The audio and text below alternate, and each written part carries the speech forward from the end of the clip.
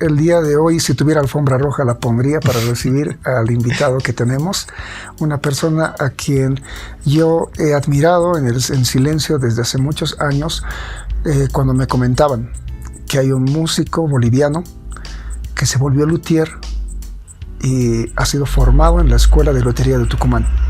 Para mí es una gran alegría y un grato placer tenerlo aquí en el taller con ustedes, Carlos Ramallo. Leonardo, te agradezco, muchas gracias por recibirme aquí en tu taller junto con tu hermano y bueno, la invitación para, bueno, este encuentro, ¿no? Esta charla que vamos a tener hoy en día. Hermano, muchos amigos me decían, tienes que conocer a Carlos.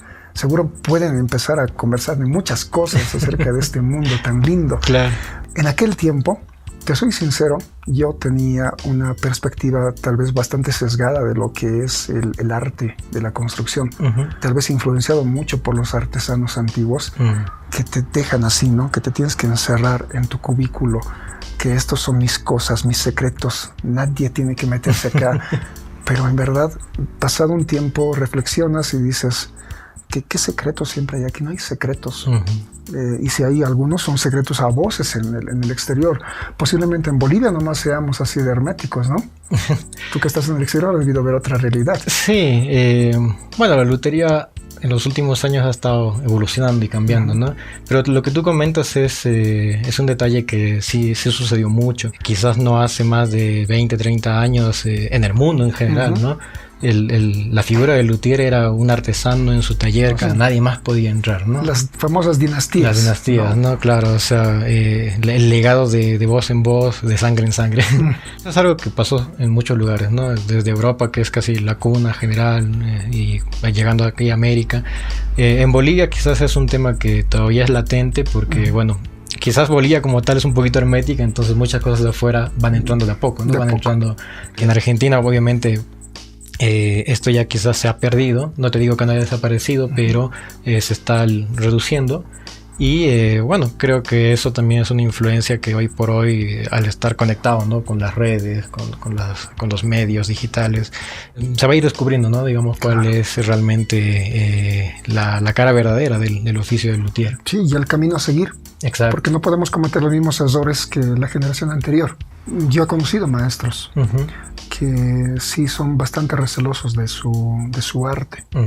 No somos quienes para juzgarlos, ¿no? Cada quien decide cómo encaminarse. No es nada malo también pensar de esa forma. Tarea nuestra, como una generación diferente a la anterior, es empezar a cambiar un poco el paradigma. Decir que esto en realidad debe tender a formar una comunidad de artesanos dentro de Bolivia, inicialmente, ¿no? Claro. Porque hay muchos talentos. Sí, sí. Te soy sincero, yo he conocido a varios que vienen por acá y siempre les abro la puerta, tratamos de conversar, pero son gente que tiene ideas, pero bien interesantes. Claro. Salen del molde en el que tú mismo te has formado. Te ha debido pasar seguramente a ti también. Sí, eso hoy es mucho más fuerte, el poder estar en comunicación, ¿no? O compartir con otras personas es lo que también te abre más la mente, ¿no? Claro. Bueno, el luthier como tal, digamos, su entorno es el taller, ¿no? Y muchas veces también estamos como muy introducidos, digamos, en el trabajo, en hacer esto, en seguir el modelo. Cuando perdemos el contacto con el exterior, bueno, no es tan sencillo a veces tomar otras ideas nuevas, ¿no? Actualmente, digamos, la interconexión que puede haber, digamos, ¿no? Entre la gente que ya viene trabajando, gente que quiere iniciar, o gente que por ahí tiene alguna idea y cree que quizás puede funcionar y hasta que no lo pruebas no vas a saber. Claro. Sí, es también lo que va evolucionando más en este arte y en este oficio, ¿no? Todavía podemos llamarlo como un oficio, pero es muy importante. Tú esto que comentas, digamos, es algo que yo también lo tengo muy presente porque yo también arranqué así. O sea, yo había terminado la escuela y bueno, siempre está el tema ese, ¿no? De, ¿ahora qué hago? ¿Ahora qué estudio?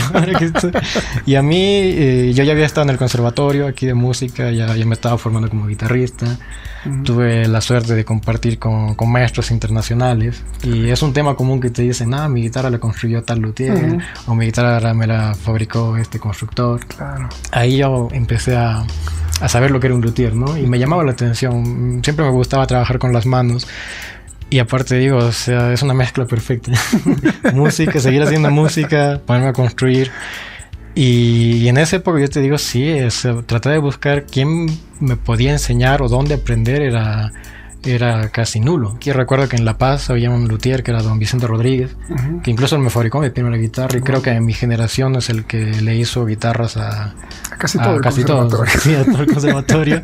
Todos tuvimos una guitarra de él. El primer vínculo fue con él. O sea, cuando me fabricó la guitarra, estuve en su taller, me mostró mi guitarra, cómo se iba formando, y en su momento, digamos, ver la opción quizás de aprender con él, pero bueno, él como que, no sé, él me decía que no tenía como... Él no sentía cómo podía enseñar, digamos, ¿no? Es que yo lo entiendo. ¿Sabes por qué? Uno puede tener conocimiento. Claro. Y puede realizar un trabajo con una calidad relativa, ¿ya? Puede estar bien en relación a otros trabajos, puede estar mal en relación a otros también. Claro, ¿no? Pero también. es una calidad, digamos, conocida. Sí. Podemos tener todo el conocimiento del mundo. Es bien diferente sistematizar ese conocimiento, claro, para poder transmitirlo. Sí, exacto. Eso necesita de alguna manera un don. Yo opino de esa manera, porque si no lo tienes, a veces entorpeces el camino del que quiere aprender. Vinieron así jóvenes hace muchos años atrás y me decían, por favor, deme clases, recíbame de ayudante. Y yo no me sentía digamos, en la posición de decir, a ver, ven, yo te voy a enseñar, porque... Claro. ¿Quién soy para decir, todavía estoy aprendiendo yo? O sea, estoy con tantas incógnitas, con tantas interrogantes en la cabeza, que todavía no puedo llegar a... Eso decía hace unos 10 años atrás. Todavía no puedo yo encontrar mi propio camino. ¿Cómo voy a orientar el camino de otro? Y por eso yo entiendo un poco digamos... este mismo hermetismo, ¿no? Sí. Que tal vez justamente es producto, digamos, de ciertas limitaciones que tenemos como seres humanos. También es cierto que llega un punto en el que ya conoces bastante y conoces tal vez una vía, un camino como para poder transmitir, aunque sea un poco, porque transmitir todo es bien complicado. Sí, ¿no? correcto. Y más que nada, tú que eres voz autorizada, porque ya has seguido un camino sistemático de aprendizaje en Tucumán. Claro. ¿No? Sí, coincido mucho en lo que tú dices, porque claro, también asumir la responsabilidad de enseñar tiene que ser serio, ¿no? Obviamente, si alguien no se siente preparado, es mejor que no se introduzca. Sí. Entonces, también, como tú dices, a veces perjudicas más de lo que crees que puedes ayudar, ¿no? Y es cierto. Yo la experiencia con el luthier Carlos López en Chile, la verdad que la base que él me dio es realmente lo que hasta hoy por hoy es mi elemento más fuerte, quizás mi herramienta más fuerte. Trabajaba a la par con él, no sé, él trabajando aquí, yo trabajando acá, veía todo lo que él hacía y nunca tuvo ese recelo, ¿no? Como a guardarse algo y que no lo vea. No, o sea, todo lo compartió conmigo. Y es algo que también siempre me sorprendía de él, porque él el oficio lo adquirió empíricamente. O sea, él no tuvo un maestro directo, no fue a una escuela, no fue a una institución. O sea, inició en una fábrica desde aprendiz, hizo su propia fábrica, después tuvo que cerrar la fábrica con la entrada de guitarras chinas, fue un poquito complicado en su época, y se empezó a dedicar después a la lutería personalizada, ¿no? Directamente con el músico. Y en su momento él decide enseñar, digamos, ¿no? O sea, él ofreció un curso para quien quisiera fabricarse una guitarra, no necesariamente que quisiera seguir siendo luthier, ¿no? Si querías ir, estar unos meses con él y hacer una guitarra, él lo ofrecía, era como un servicio más, ¿no? Ven y date el gusto. Claro, algo así. ¿No? Había muchos músicos que querían experimentar eso quizás, ¿no? El quizás ver cómo funcionan las maderas, cómo son las herramientas, ¿no? Y cuando me comentan de él, claro, yo contacto con él, ¿no? Justo yo estaba en Chile, lo llamo y me dice, bueno, ven al taller, lo paso a visitar, y una experiencia totalmente satisfactoria, ¿no? O sea, que te reciba, que te muestre las maderas, que te diga, mira, se usa esto, se usa aquello. Y cuando ya me comentan, me dicen, mira, yo te puedo dar el curso, obviamente hablamos de los costos, ¿no? Porque bueno, hay que invertir en esto. Nada, o sea, a mí me quedó esa idea de decir, no, sí quiero ir por este camino. Ahora venía la parte de más que nada convencer a mis padres. Porque imagínate, ¿no? Aquí en Bolivia hablar y decir, me quiero ir a otro país, aprender a construir instrumentos musicales, es una locura, ¿no? O sea, obviamente también como padre usted puede generar ese como miedo, ¿no? De decir qué es lo que quiere hacer mi hijo, a qué se va a dedicar. ¿Qué está haciendo en Argentina? Claro, o sea, se entiende, ¿no? O sea, las familias también ven por el bienestar de los hijos. Y obviamente me costó mucho comentarlo, pero yo agradezco también que mis padres siempre han tenido un apoyo completo conmigo. Qué rico. Desde que quise aprender a tocar música o salir a dar un concierto o viajar, el apoyo de la familia es muy importante, ¿no? Eso creo que marca porque si te sientes respaldado, o sea, también eso te da el impulso. Y ahí después surgió la opción de Tucumán. Las redes no eran tan grandes como ahora, ¿no? Claro. Costaba encontrar la información. Yo había encontrado información de una escuela en México, de escuelas en Italia, en España, en Alemania. Pero claro, o sea, era ya salir del continente, el tema del idioma, incluso claro, una inversión fuerte, incluso algunas tienen examen de admisión, como se dice, ¿no? Entonces, a veces también era el tema del riesgo, ¿no? Decir, bueno, voy, invierto plata, y si quedo o no quedo, ¿qué pasa? Dicen, ¿no? Entonces, sí, bueno, hace 15 años quizás esa opción sí, me atemorizó un poco, ¿no? Como decir, si tengo que salir tan fuera, ¿qué puede suceder? Y cuando sale la opción de lo de Tucumán, de la Universidad de Tucumán en Argentina, digo, estamos más cerca, estamos dentro de Latinoamérica. Claro. Y me costó un poquito al principio comunicarme, porque mandé un mensaje, traté de llamar, no pasó nada. Yeah. El padre me dice, hagamos una cosa, vamos a Tucumán, estamos relativamente cerca. Wow. Vamos a ver si está la universidad, si está la escuela. Llegué, encontré el taller, hablé con los profesores, en ese momento algunos profesores, el secretario de la carrera, y me comentaron, ¿no? Me dijeron, bueno, una carrera que está basada en un curso de 5 años, visitando el taller, viendo cómo trabajaban, todo. Fue algo que sí me llamó la atención. Y también los maestros tenían ese enfoque que tú dices, ¿no? O sea, bueno, asumieron la responsabilidad de enseñar, o sea, de ser docentes y de compartir esa tradición que había quedado desde el maestro, ¿no? El maestro de Lungo. Entonces, es por eso decidí en el 2011 trasladarme a Tucumán, para poder ya aprender lutería, bueno, en este sistema institucional, con las materias. Hay materias teóricas, tienes que rendir tu examen, tu parcial, todo, hacer investigaciones. Los profesores también, conforme vas avanzando, como que ellos te van guiando en qué modelo puedes hacer, ¿no? Bueno, el primer año hacemos una guitarra general, una guitarra española, como la primera práctica, ¿no? La clásica. Exacto, ¿no? Porque también mucha gente llega sin saber manejar las herramientas, hay que aprender a afilarlas, hay que saber qué sirve más. Y también identificación en maderas, ¿no? Yo llegué, digamos, con una ventaja, por así decirlo. Claro, ¿no? ya tenías base, ¿no? Había hecho mucho con el maestro López, entonces la guitarra no fue, digamos, un reto. O sea, también lo acepté, digamos, dentro de la universidad, porque también tienen sus técnicas, ¿no? Creo que cada quien puede usar un molde o un diseño, o se pega esto de una forma, o se desarma esto de otra forma. Puede llegar ya al tema de la violería, eso sí te cambia completamente la percepción. Uf, es otro mundo. Para los que no saben, ya en la escuela de Tucumán no solamente se enseña a hacer guitarras clásicas, o sea, tal vez tenemos una concepción bastante sesgada de lo que es un luthier.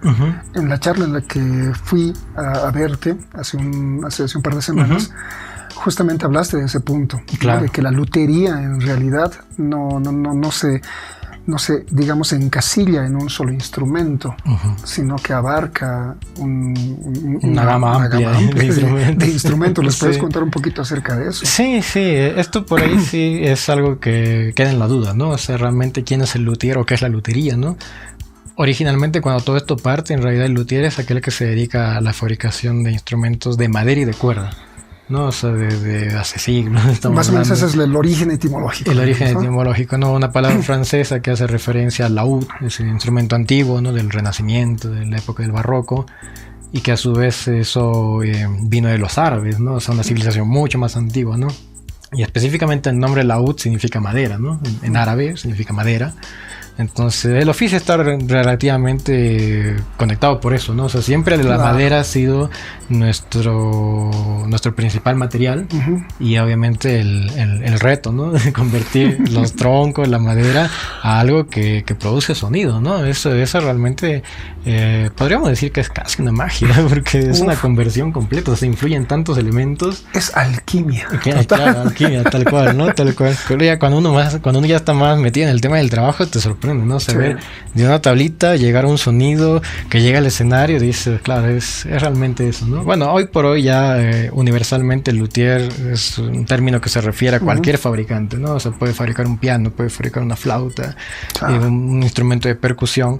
Ya se universalizó porque, bueno, es también facilidades que se van dando, ¿no? Pero en sí, digamos, sí, la lutería clásica, como se le llama, sí, está muy enfocada en la construcción de instrumentos de arco, de guitarras de concierto. Acá en Bolivia, bueno, tenemos muchos fabricantes de charango, ¿no? Que también han llegado a un nivel internacional, profesional, ¿no? O sea, yo en Argentina he visto charangos bolivianos impresionantes, ¿no? Una artesanía pura y un sonido que nos identifica, ¿no? Porque yo a veces escucho y digo, charango boliviano. Ese suena a cochabambino. También la guitarra tiene tantos exponentes como solistas y como géneros. Sí, quizás también el detalle de la guitarra es eso, ¿no? La guitarra puede tocar en cualquier género musical en cualquier parte del mundo, porque se adapta, se complementa. Y creo que quizás eso también es lo que hace linda la construcción de la guitarra, porque te hace pensar cada día qué nuevo lo puedo implementar. O no va a faltar el músico que llega y te viene con una idea loca y te dice, quiero una guitarra para esto. Y es como, bueno, ya vamos a ver qué hacemos. Claro, y los distintos modelos de guitarras han dado por esos detalles, ¿no? O sea, la inquietud del músico. No, incluso, bueno, en nuestra actualidad también el tema de las maderas es un tema delicado, ¿no? Porque hay maderas que ya dentro de un tiempo no se van a poder usar. Tenemos que empezar a buscar alternativas. O comprar todo lo que podamos. Claro. Tratar de abastecerse hoy para después mañana no tener ese problema. Bueno, hablando un poquito, digamos, como a manera de comentar, ¿no? O sea, incluso nosotros tenemos que esperar años, ¿no? Para poder a veces usar la madera, porque el secado natural, el que esté estacionada, eso no se da así en cuestión de días, de semanas, ¿no? O sea, hay piezas que a veces las conseguimos y decimos, bueno, esta tapa la conseguí hoy, en 10 años va a ser guitarra.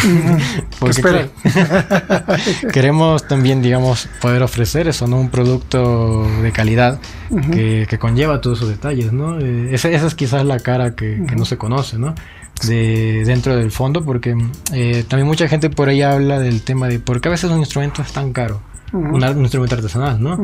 Porque no solamente conlleva el hecho mismo de la técnica del trabajo, la madera también es un elemento que cuesta, o sea, nosotros que estamos en este tema sabemos que si queremos traer una tapa de Europa, ¿no? Porque es donde más se las puede conseguir, no cuesta barata, tengo que pagar el impuesto, tengo que traerla, entonces claro, almacenarla. Entonces cada detallito que va pasando suma su valor, ¿no? Su costo. Y por eso, claro, después un instrumento también tiene un costo acorde a eso, ¿no? Y aparte, entre paréntesis, yo siempre he defendido digamos, esta postura.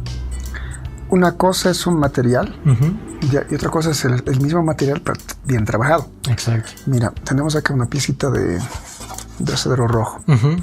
Ya tiene un valor monetario, X. Ahora, esta misma pieza, ya de cierta calidad, podríamos decir ya la mejor calidad de cedro. Si la trabajo yo, ya la voy a encarar de una manera. La trabajas tú, la vas a encarar de una manera distinta. Claro, sí. ¿No es cierto? Vamos a obtener resultados diferentes del mismo tablón, digamos. Del mismo tablón de madera. Exacto. Ahora, agarramos a otro artesano que, con todo el respeto, ya tiene otro tipo de trabajo, ya va a sacar otro resultado muy distinto al de nosotros dos. Exacto. Ahí está, para mí, digamos, en proporción, la otra parte del valor y costo de la guitarra. Exacto. No es lo mismo, yo siempre les decía, tener un trozo de carne ya cocinado por una persona que cocina no muy habitualmente, y a esa misma pieza de carne cocinada por un chef profesional, alguien dedicado y que sabe lo que está haciendo, ¿no? Exacto, sí, o incluso si no llegó a estudiar de manera metódica, si lleva años y años cocinando como una abuelita. Claro, sí. Ese secreto de cocina, digamos, ¿no? Es decir, no es lo mismo. Sí. Es algo similar a esto. Imagínate que es un corte de carne. Exacto, sí. La materia prima que está esperando ser cocinado. Exacto, tiene que tener, digamos, su mejor proceso, ¿no? Y eso es cierto, o sea, como tú lo comentas, obviamente, de constructor a construcción va a haber una diferenciación, ¿no? De cómo va a sonar, de cómo va a terminar, el acabado mismo, ¿no? Todo eso es importante. Obviamente, digamos, el constructor que puede entender mejor su madera, su materia prima, que la puede leer mejor, por así decirlo, es el que va a saber cómo mejor construirla, mejor procesarla. Y si eso termina definiendo mucho, digamos, también, ¿no? Porque algún luthier o algún constructor, por así decirlo, es más famoso hoy, porque obviamente también tiene un sonido que lo define, ¿no? Yo a veces se los explico a los músicos porque siempre tienen esta inquietud, ¿no? Porque me dicen, ¿por qué la guitarra de fábrica sale barata, por así decirlo? No, es un costo más accesible, y la de luthier puede costar 5, 6, hasta 10 veces más, ¿no? Y yo le digo, el detalle está en que, claro, en la fábrica de 20 guitarras que hacen, una puede salir bien. Porque siguen un estándar, por así decirlo, ¿no? O sea, la fábrica, si tiene esta tapa, va a ir siempre en 4 milímetros. No importa si la tapa por ahí tenía que ser más gruesa o más fina. O la caja siempre de una medida, el brazo siempre en un ancho, ¿no? Y eso a veces no siempre beneficia, ¿no? Hay gente que no se adapta muy bien ergonómicamente, ¿no?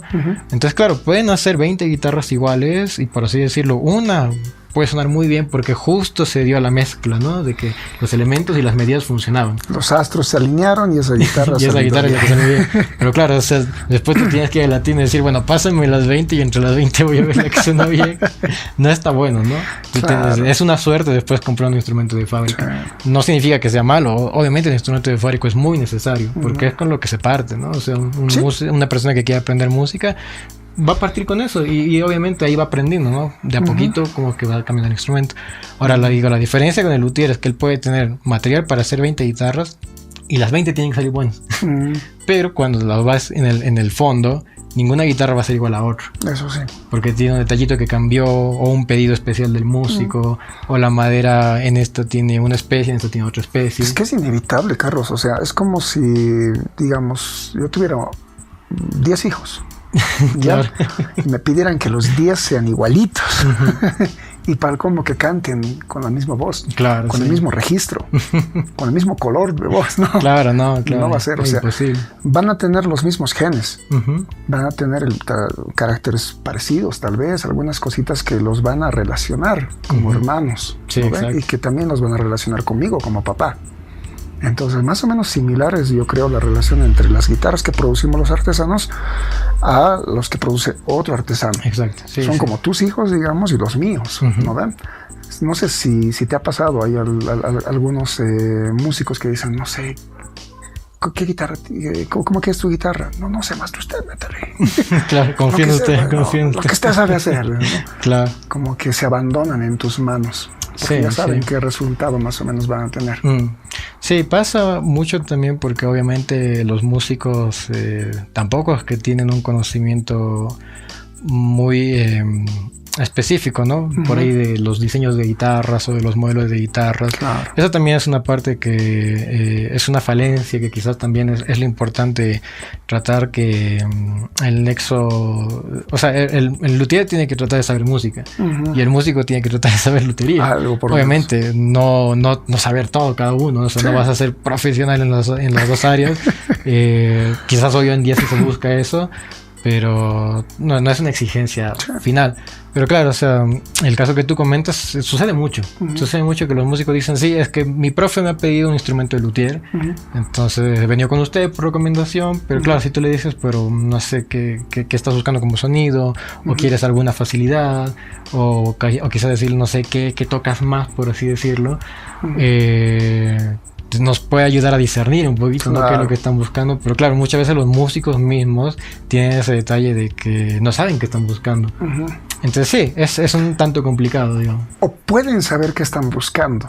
Claro, también. Pero no lo pueden traducir a palabras. No te dicen muy libremente, digamos. Claro. Porque claro, no saben cómo expresarlo. Es que no es, digamos, el sonido no es algo tan como te digo, tan tangible, no es tan medible, es algo tan subjetivo que lo que para mí puede ser un buen sonido, ya para otro músico puede ser demasiado opaco. Claro, y muy para brillante. Otro, muy brillante. Sí, ¿no? Claro. Pero hasta esos términos de oscuro y brillante se asemeja más, digamos, a los colores que a algo tonal. Claro, exacto.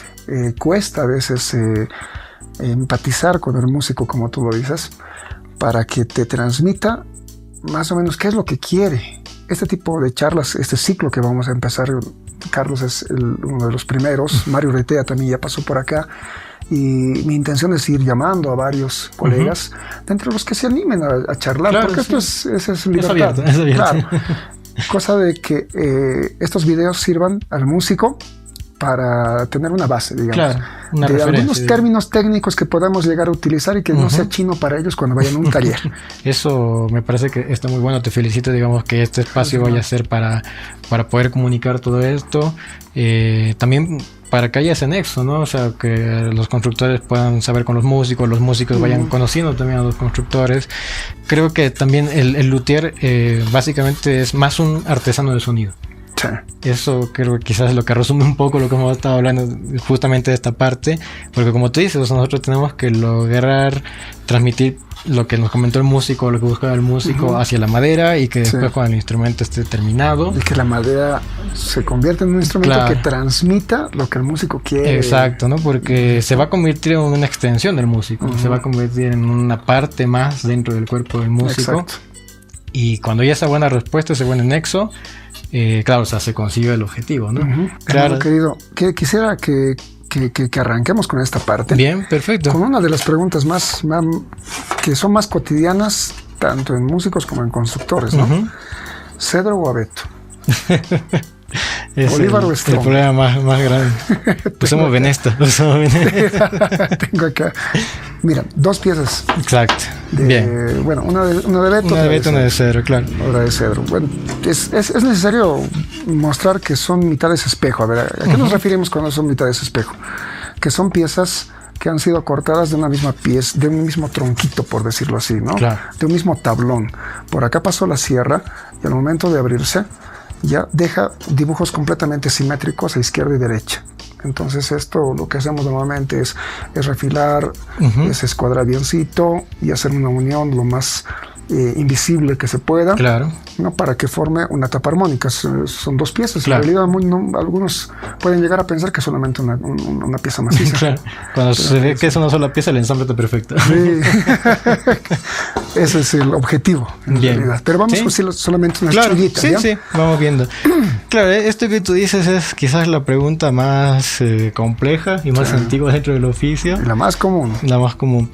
El abeto de por sí, bueno, es la madera más antigua, ¿no? Esta es la que siempre se usaba, la más tradicional, porque, bueno, por situaciones históricas o lo que fuere, es el elemento que se entendió que era lo que funcionaba, ¿no? O sea, esto lo lleva el violín, lo lleva la guitarra, lo lleva un ukelele, lo llevan 2 pianos en su tapa armónica. Claro. Entonces, es lo que tradicionalmente se concibió.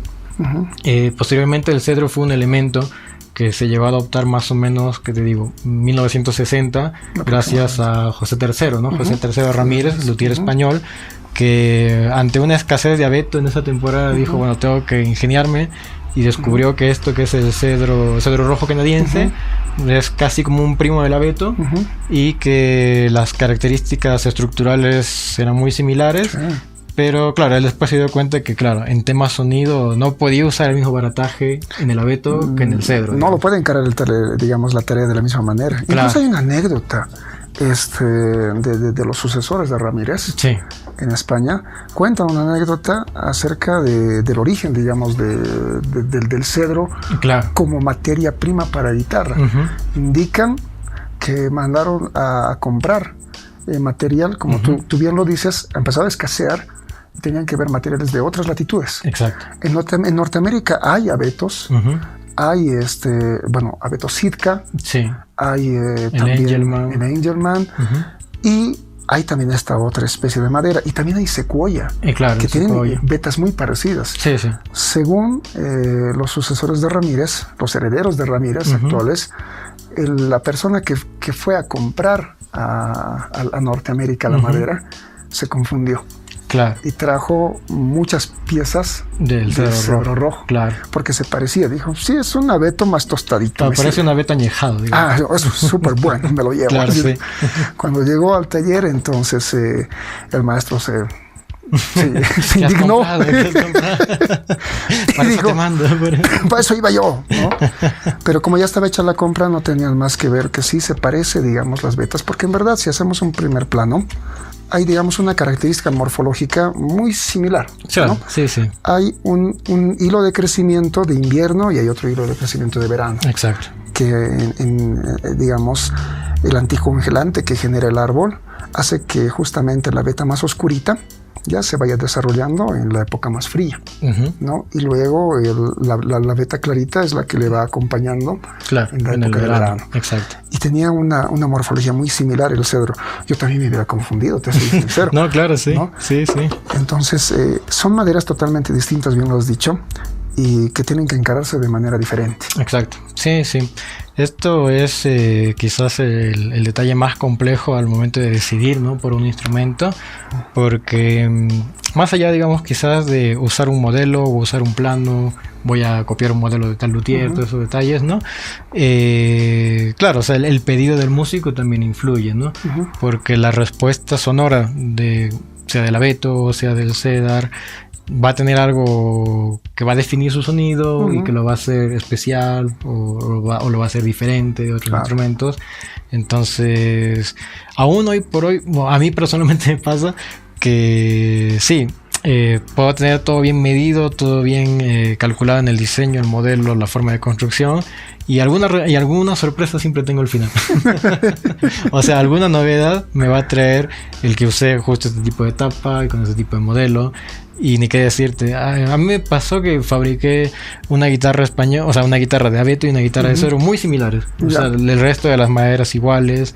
Y los abanicos no fueron exactamente iguales, pero más o menos siguen el mismo principio y adaptando, digamos, a la necesidad de la tapa, ¿no? Y los resultados fueron muy diferentes. O sea, muy diferentes. Hay una cosa que quizás es el timbre de la madera, que eso es muy difícil modificarlo, por así decirlo, ¿no? Porque el abeto tiene de por sí un sonido, el cedar también tiene un sonido que es un timbre característico.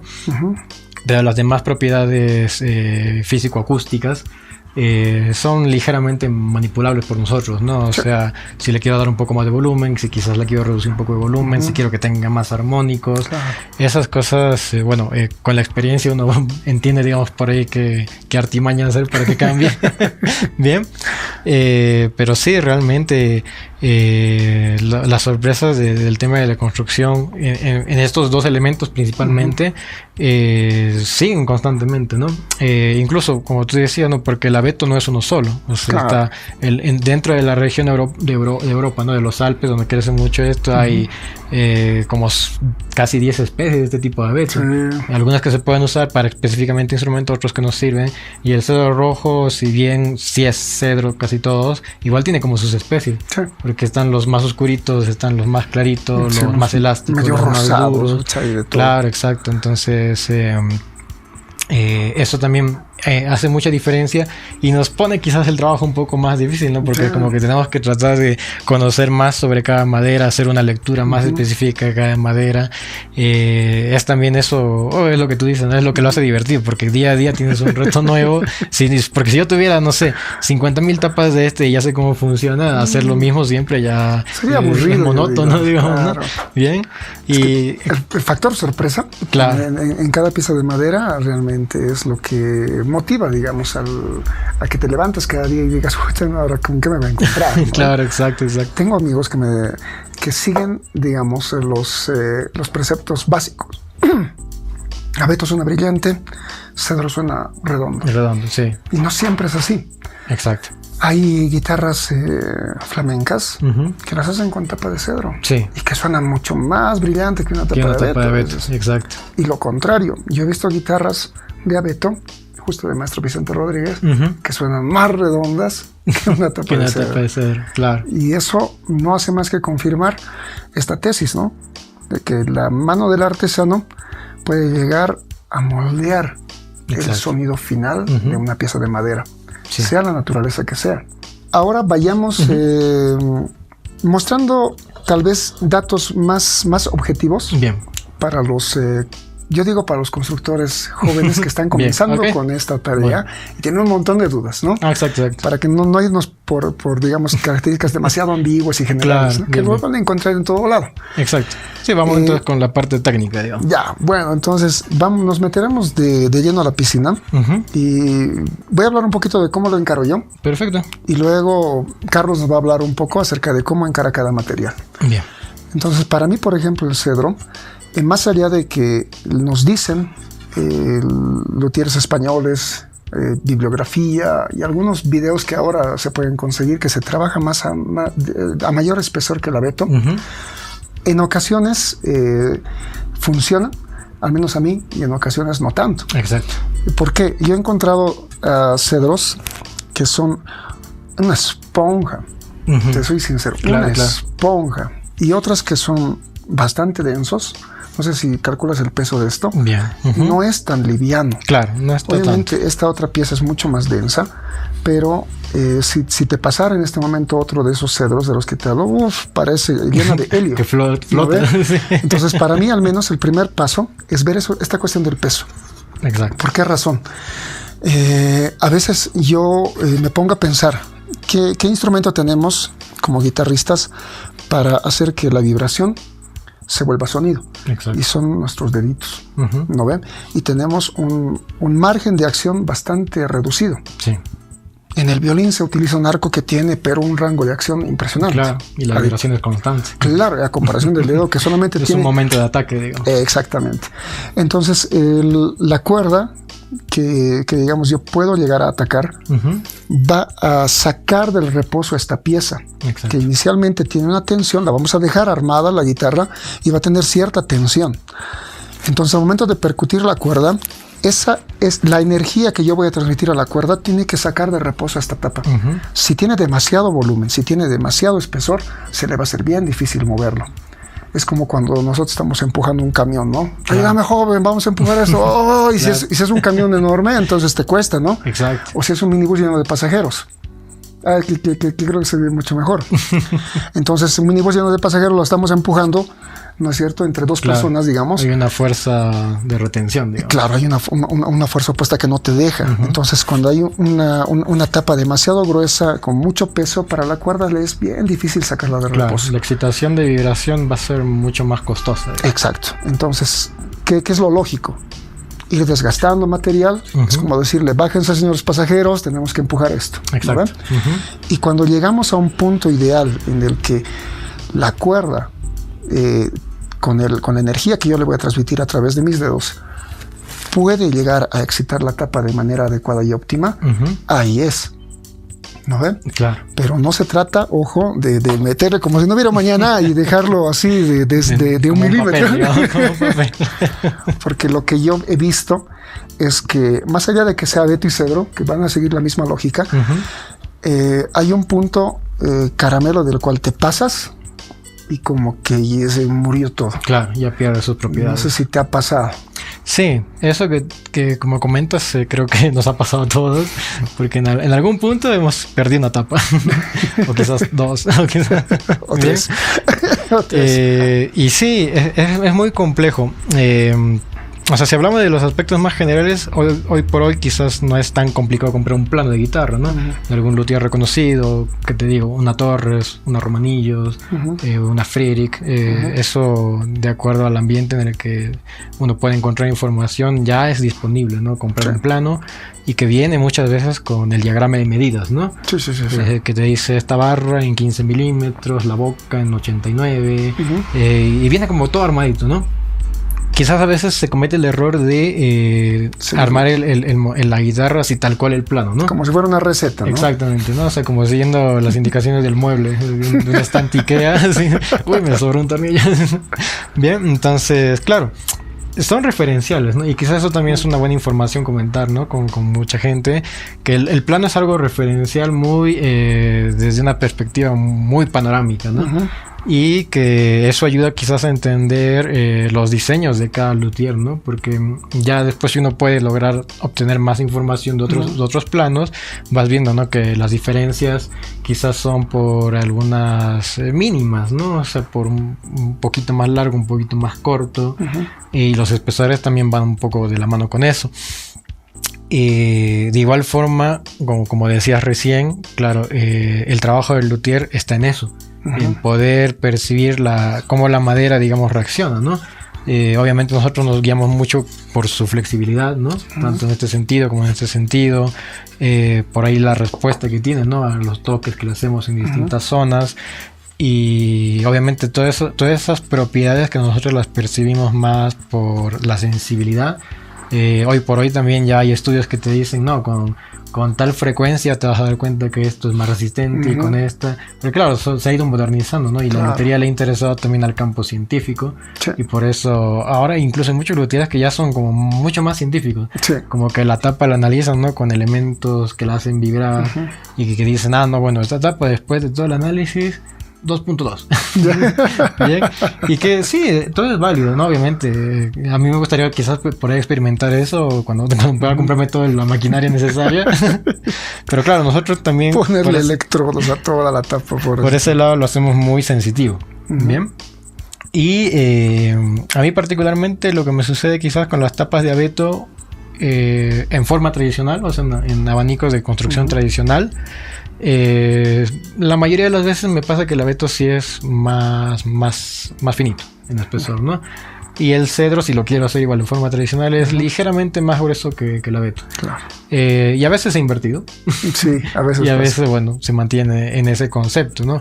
Es como una referencia, obviamente. Esto no es que porque lo estemos diciendo nosotros se va a hacer así, sí o sí, sino que por ahí son nuestras experiencias, ¿no? Ustedes tendrían que probar. Claro. Errar. Sí, hay que fallar, no queda de otra. Es inevitable. Exacto. Y eso es, digamos, lo que después repercute, ¿no? En que uno propio va desarrollando su forma de construcción y su forma de modelo, ¿no? Sí. Porque si bien, no sé, esto no está mal decirlo, hemos copiado, hemos empezado copiando, copió un modelo, copió un luthier, porque, qué sé yo, es famoso, porque mucha gente quería su guitarra. Entonces, partimos de esa base, ¿no? Porque así se va aprendiendo. Y después, claro, conforme vamos teniendo más experiencias, terminamos de entender, digamos, cómo funciona cada pieza.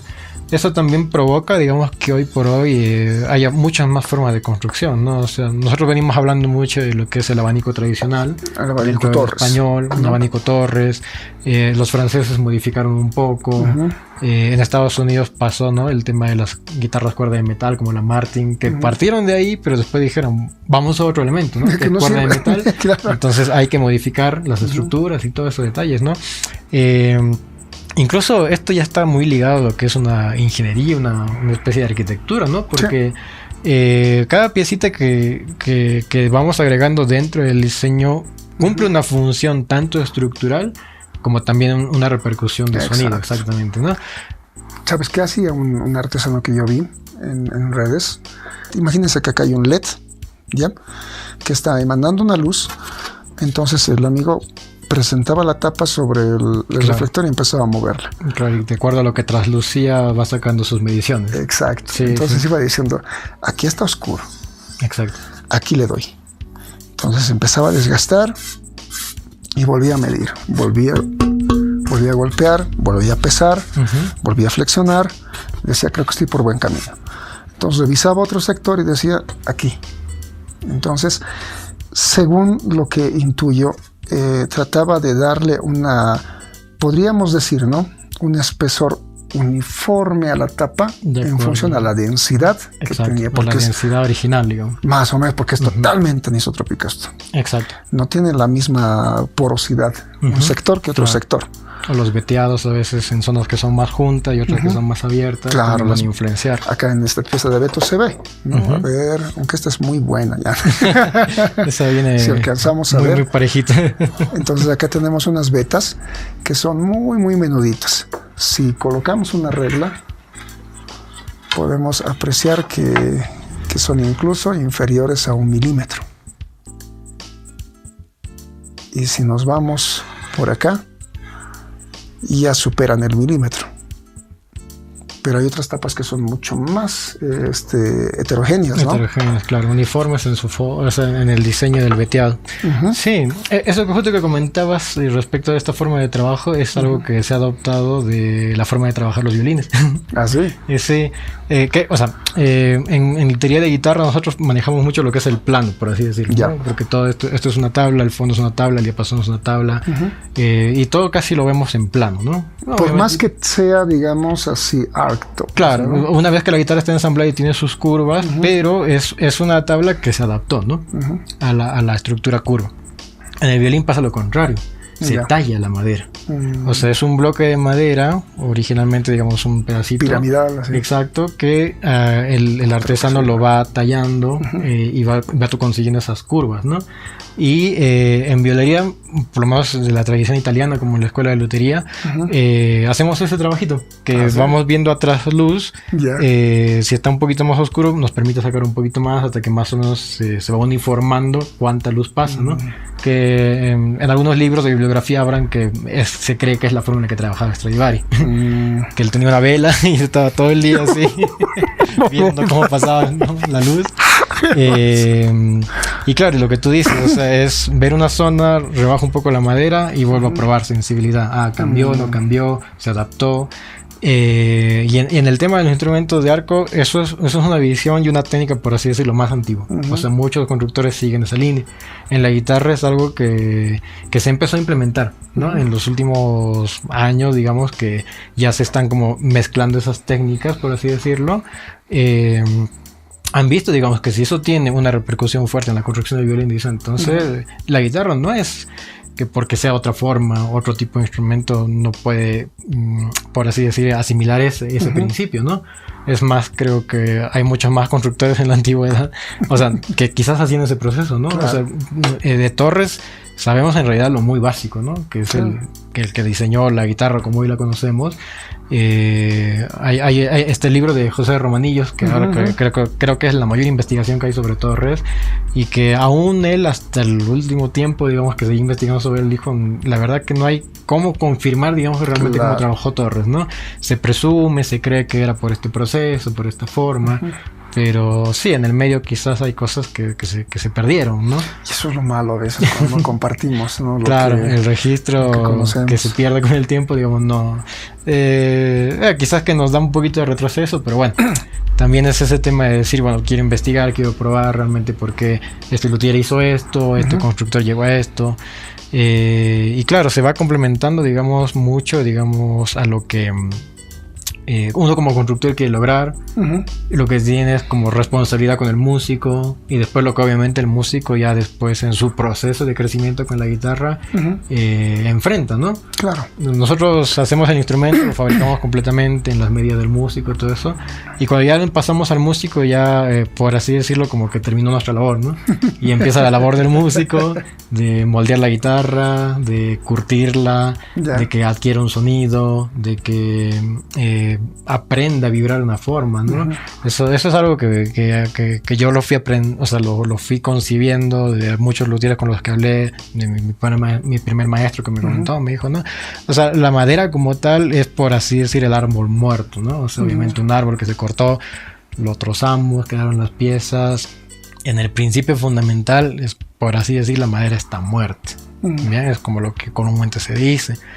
Pero cuando nosotros lo transformamos en un instrumento, o sea, vuelve a vivir. La madera tiene una memoria, la vibración, aprende a acostumbrarse a cómo el músico le interpreta, a cómo puede sacar más volumen. Quizás suena algo como muy fantasioso, ¿no? Porque, pero es verdad. Quizás no hay una forma muy científica de verlo, ¿no? Pero sí es un proceso que sucede, y eso también es lo que hace que instrumentos antiguos sean preferidos a veces por los músicos, porque ya tienen su maduración, ¿no? Claro. Es como un buen vino, o sea, lo estuviste madurando, lograste que, digamos, que su color, que su sabor, que su olor se complementara. En la guitarra pasa lo mismo. La guitarra, su sonido, su timbre, su color, su uso, también repercute mucho en cómo el músico la usa, ¿no? Alguna vez incluso me dijeron, si se toca bien una guitarra, va a sonar muy bien. Mucho mejor. Pero si la tocas mal, la guitarra también va a sonar mal. Es como que le estás enseñando a sonar mal. Entonces, el músico también tiene una responsabilidad una vez que ya tiene un instrumento artesanal, ¿no? Parece broma, pero es verdad. O sea, a mí me ha pasado las veces que tengo una guitarra que yo sé, o sea, así como papá, sé cómo va a responder mi guagua, ¿no? Sé que tiene futuro, sé que realmente le he puesto todo lo que tenía que ponerle, pero cuando ya está engordado, el sonido está así de contenido y todavía no está a su máximo potencial. Exacto. Y eso es algo físico incluso. O sea, hay acá unas paredes celulares, ¿no ve? Que nos has mostrado aquella vez, vistas al microscopio, parece una serie infinita de tubos. Claro, ¿no ve? Es una red así armada, ¿no?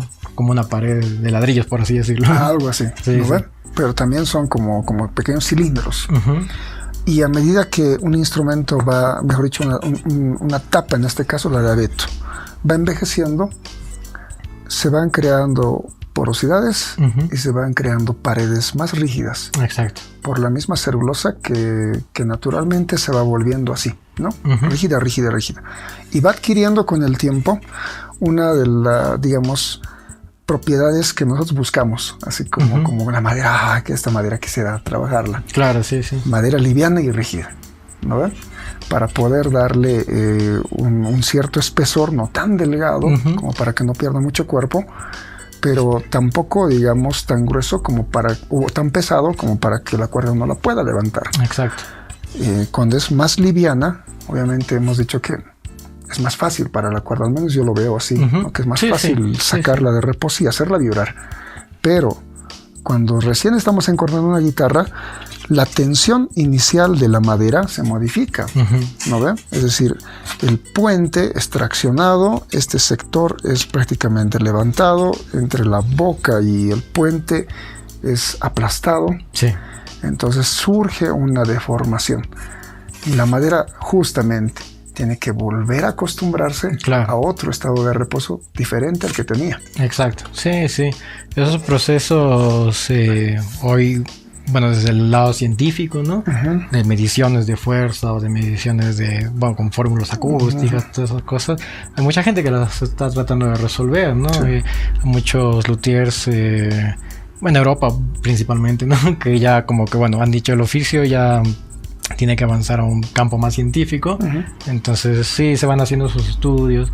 Tema de... las mismas cuerdas han cambiado hoy en día, ¿no? O sea, una cuerda hace 20 años no es lo que hoy, con elementos nuevos, cuerdas de titanio, cuerdas con oro, las tensiones influyen mucho. También, los mismos músicos, ¿no? Muchas veces están en escenarios en los que necesitan hacerse escuchar, ¿no? Más allá de que podamos poner un amplificador o lo que fuera, la respuesta sonora misma del mismo instrumento al momento de la activación de la cuerda, la transmisión de sonido, todo eso repercute, ¿no? Y eso también se ve muy reflejado en la luthería porque, hay muchos luthieres que siguen investigando y probando, ¿no? Ya también estamos en una época en la que materiales que no son solamente madera se implementaron. Las guitarras de fibra de carbono, las guitarras doble tapa con Nomex, materiales que uno no pensaría que están dentro de una guitarra, ¿no? La fibra de carbono es un elemento que se usa quizás en la carrocería de autos, en estructuras. El Kevlar, no que es el Nomex ni que decir, ¿no? Porque es un material que sirve para hacer naves espaciales. Y uno dice, está dentro de la guitarra, ¿no? Claro. Y la innovación que hoy por hoy también se hace en los diseños sigue vigente, ¿no? Si bien hay muchos artesanos que siguen la tradición fundamental, ¿no? También hay artesanos que se están influenciando hoy con los luthieres contemporáneos que siguen, claro, como Smallman, uno de los que quizás es muy innovador en su forma de construcción es Stephen Connors, que yo sigo un poco sus redes y no le veo ninguna guitarra igual a otra, ¿no? Sí, es un loco. Siempre hace algo nuevo, siempre hace algo nuevo. Y realmente esas guitarras son impresionantes. O sea, yo tuve la suerte de poder tocar una en persona. Y es una cosa que yo no le daba crédito, o sea, yo no le daba una explicación lógica porque digo, esta guitarra no puede tener tanto volumen, no puede ser tan cómoda, no puede ser tan práctica de sacarle timbres. Y viéndole de lejos, digo, no es algo imposible de hacer en forma, Claro. Pero a la vez es decir que dices, no, claro, hay una mente activa detrás de esto y que hace un camino al que, bueno, él llegó, quizás es su secreto, o sea, porque, bueno, es un proceso que él va haciendo, pero que también a mí personalmente me incentiva mucho, ¿no? Porque digo, bueno, si hay una persona que lo puede conseguir, otra también. Claro. Quizás no por el mismo camino, pero no es algo imposible. Sí. El apellido del constructor es algo que también después es algo que se compra, ¿no? Entonces, claro. La fama que uno puede adquirir hoy por hoy no es una fama, digamos, como de decir, porque se juntó con tal músico o aquello, ¿no? Sino que es una fama que vamos consiguiendo con nuestra firma de sonido. Es más con mérito. Claro, exactamente, ¿no? Entonces, que un músico prefiera un instrumento que otro puede tener, digamos, una relación en cuanto a lo que ya se ha escuchado de ese instrumento, ¿no? Por su comodidad, por su respuesta al toque, el acabado mismo. No, obviamente nosotros como artesanos tenemos la preocupación, ¿no? De que el instrumento tiene que ser algo lindo visualmente y algo también sonoramente, ¿no? Claro. Complementario. Porque eso después genera, ¿no? Que la preferencia de un músico por buscar a un luthier llegue, digamos, a ese camino. Honor es muy innovador. A él le he visto trabajar bastante con latiz, ¿no? Sí, con sistemas latiz. Que es una rejilla más o menos, que dibuja una rejilla, ya en ese sentido, varetas cruzadas, formando rombitos, por decirlo así, ¿no? Yo creo que es uno de los luthiers con mayor reconocimiento mundialmente actualmente y es por eso, digo, porque tiene una mente muy activa. Y en hay un video muy antiguo, no sé si seguir en YouTube, él comentaba que bueno, él tuvo como referencia a Thomas Humphrey, también un revolucionario, digamos, en su momento, dentro de la visión tradicional de construcción. El que ha hecho los diapasones elevados. Claro, esos modelos que le llaman Millennium. El Millennium. Exacto, entonces él no fue directamente su maestro, pero él lo considera como un gran mentor, porque de él aprendió eso, digamos, ¿no? De esa inquietud de buscar, ¿no? Y en ese video recuerdo que también Conas comentaba, o sea, la lutería no está alejada de otras artes u otros oficios, ¿no?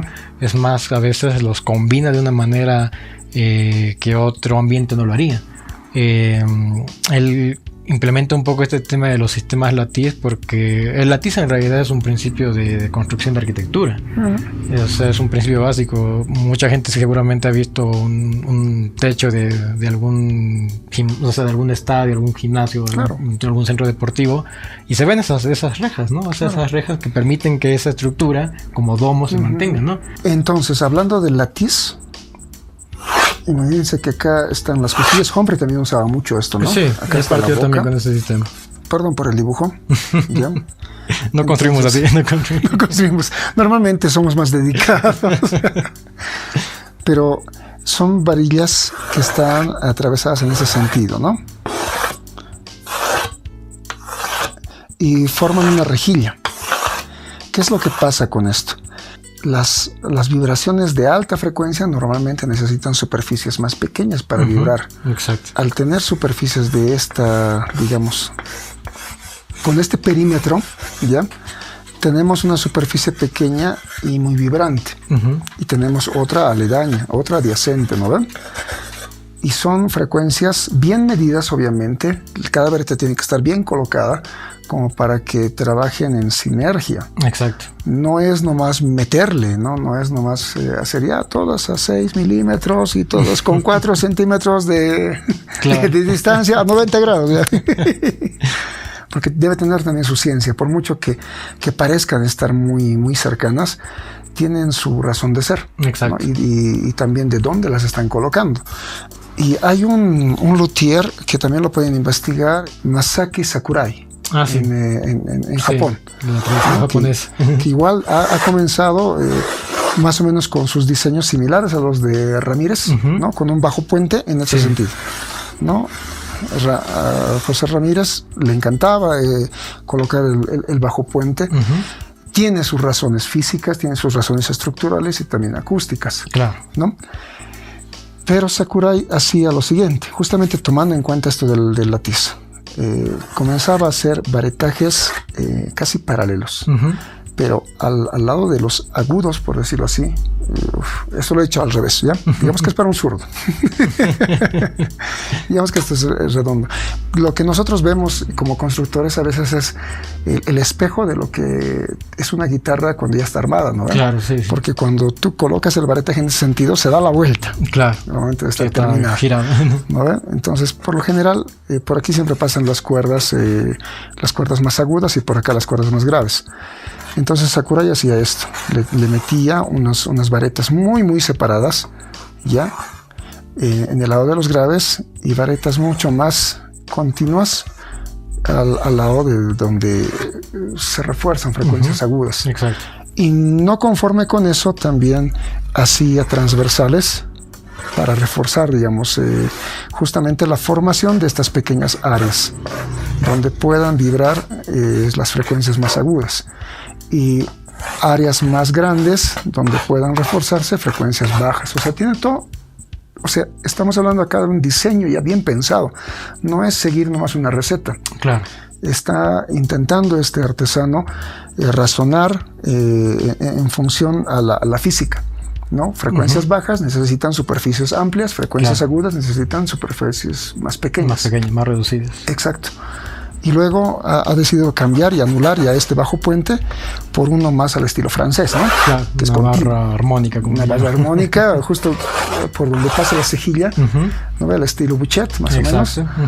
Y ya tenía, digamos, salvado también otro problema, que es la masa que le añade este bajo puente, que es, a veces también jugaba en contra, digamos. Sí, cuando le colocas mal realmente y no le calzas, digamos, al puente con un peso adecuado, esto te juega como un autogol. Sí, sí, claro. Sí, sí.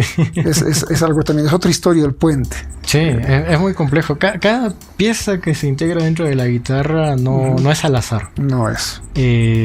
Puede parecer que es un colectivo de piezas que ya tienen como su posición indicada, pero ya en los últimos años constructores como Sakurai, Humphrey, Connors están revolucionando ese paradigma, ¿no? Claro. Ese tema.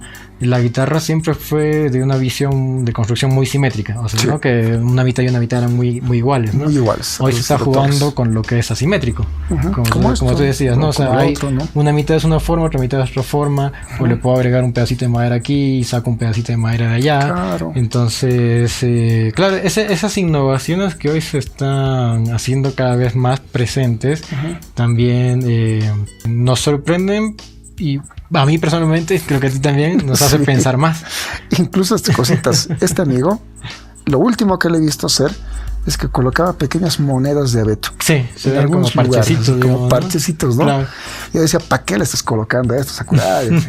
Porque le estás agregando ya más. Ya sobra, digo. Le está sobrando. Claro. Pero en realidad a veces pasa que está matando una frecuencia, tal vez. Sí. Está haciendo que una zona que es hiperventral se convierta en una zona nodal. Claro. O sea, está yendo más allá de lo que uno puede llegar a concebir. Exacto. Como lo correcto, digamos. Sí, ¿no? sí. Es bien interesante esta cuestión de los varetajes, da mucho para hablar. Es muy amplio. Ahorita estamos atisbando nada más todo el universo que representa esto. Sí, sí. Dentro de lo que nosotros nos manejamos con un material que es tan natural, digamos, ¿no? Y como los principios de la acústica, ¿no? Siguen los preceptos de la física natural, digamos, ¿no? Hay cosas que se van repitiendo, o sea, que son procesos que por naturaleza van a suceder así, ¿no? O sea, dentro de nuestras dimensiones, dentro de lo que es nuestro universo. Es que al final el ensayo y error es la única... Sí, es la única forma de aprender, ¿no? O sea, no está mal fallar, eso también es importante, ¿no? O sea, en realidad creo que fallar es uno de los más grandes maestros que nos puede tocar, porque obviamente con eso vamos a aprender. Ya sabes lo que no tienes que hacer. Lo siguiente no lo tengo que hacer. O tal vez sabes lo que, digamos, tienes que hacer, pero de otra manera. Exactamente. Y no rendir otro camino. Hay que buscarle tal vez la solución, digamos, a ese problema. Sí. Eso es importante. Creo que es un buen mensaje, ¿no? Como consejo, ¿no? A veces el fallar genera frustración. Sí. Es inevitable. Pasa. Pero no tiene por qué, digamos, generar el no seguir avanzar o no seguir creciendo. Porque esto va a ser día tras día que alguien inventó algo nuevo, alguien hizo algo nuevo, alguien quiere un sueño nuevo. Yo la verdad que me alegro, digamos, de que haya crecido el ambiente de los artesanos. Yo también supe de tipo redes, me habían comentado, Leonardo está fabricando, está construyendo muy bien. No nos habíamos podido conocer en persona, ahora estoy muy contento de que haya sido así. Y ver tu trabajo también me incentiva. Me incentiva también porque sé que hay gente que también piensa de esta manera, o sea, no era el único loco. Y creo que es un camino que en el conocernos y en el poder también después compartirlo, digamos, con esto que va a llegar, espero, a muchos artesanos, a muchos músicos, les sirva, ¿no? O sea, todo lo que sea de utilidad lo puedan usar. Aunque sea un granito de arena, porque es muy poco, digamos. hemos hecho un primer pantallazo, como decimos. Algo. Pero creo que tenemos también esa como responsabilidad, ¿no? Claro que sí. De que si tenemos el interés de compartirlo, hacerlo, para quien tenga que llegarle. Si esto le beneficia a una persona, ya hemos ganado. Adelante. Si beneficia a 20, estamos más que bien. Te felicito mucho por tu trabajo, es profesional, se está dando que hablar y eso es bueno, ¿no? O sea, cuando hay buenos comentarios, buena valoración, es porque realmente estás haciendo un trabajo que tiene ese valor. Te felicito mucho por eso, también con tu hermano que trabajan aquí en el taller. Agradecerles la invitación a haber compartido esto con ustedes. No es la última vez que nos vamos a ver, es la primera. Vamos a hacer un ciclo de charlas. Vamos a tratar de abordar varias cosas siempre cuando los tiempos, digamos, podamos coincidir.